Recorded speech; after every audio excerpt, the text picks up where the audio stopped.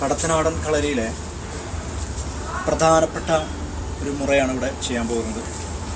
കുത്തുമുനങ്കൈ.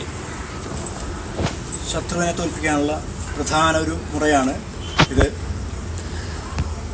ശരീരത്തിൻ്റെ പ്രധാന ഭാഗങ്ങളിൽ ഇത് ചെയ്യരുത് തന്നെയാണ് പറഞ്ഞിരിക്കുന്നത്. പാപമാണ്. നിവൃത്തിയില്ലാത്ത ഘട്ടങ്ങളിൽ മാത്രം ചെയ്യാനുള്ളതാണ്. വളരെ പ്രധാനപ്പെട്ട ഒരു മുറയാണ് എന്നാണ് ഗുരുക്കന്മാർ പറഞ്ഞിട്ടുള്ളത്. ഇവിടെ ചെയ്യാൻ പോവുകയാണ് കുത്തുമുനങ്കൈ.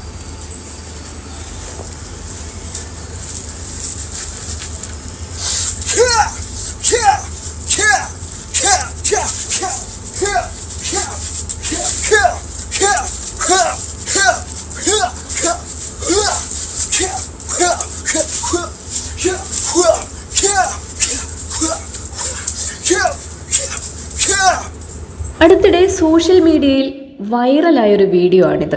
ഇതിനിടയിൽ നെഗറ്റീവ് കമൻറ്റുകളുടെ ബഹളമാണ്. എന്തുകൊണ്ടായിരിക്കാം അത്?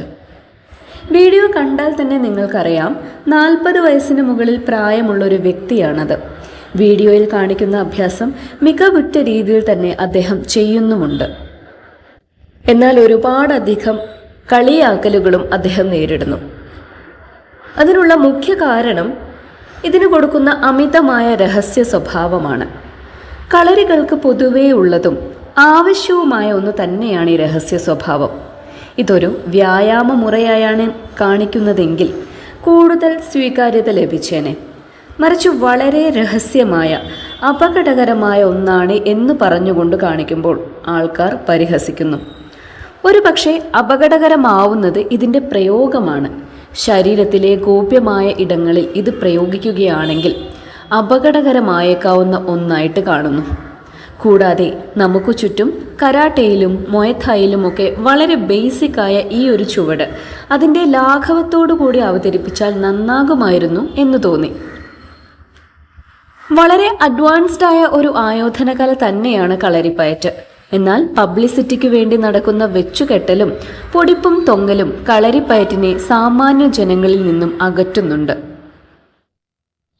മറ്റൊരു കാരണം നമുക്ക് ചുറ്റും ഒന്നും ചെയ്യാതെ ഇരിക്കുന്ന കുറച്ചു പേരാണ്.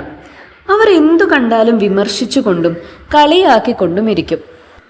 അവർ കാര്യമായി ഒന്നും ചെയ്യാത്തത് കൊണ്ട് തന്നെ ഇത് അനുഭവിക്കുന്നവരുടെ മാനസികാവസ്ഥയെക്കുറിച്ച് യാതൊന്നും അവർക്കറിവുണ്ടാകില്ല. ക്രിയാത്മകമായ വിമർശനം എന്നും നല്ലതാണ്. പക്ഷേ അടച്ചാക്ഷേപിക്കുന്നതും കളിയാക്കുന്നതും ഒരു പരിഷ്കൃത സമൂഹത്തിന് ചേർന്നതല്ല.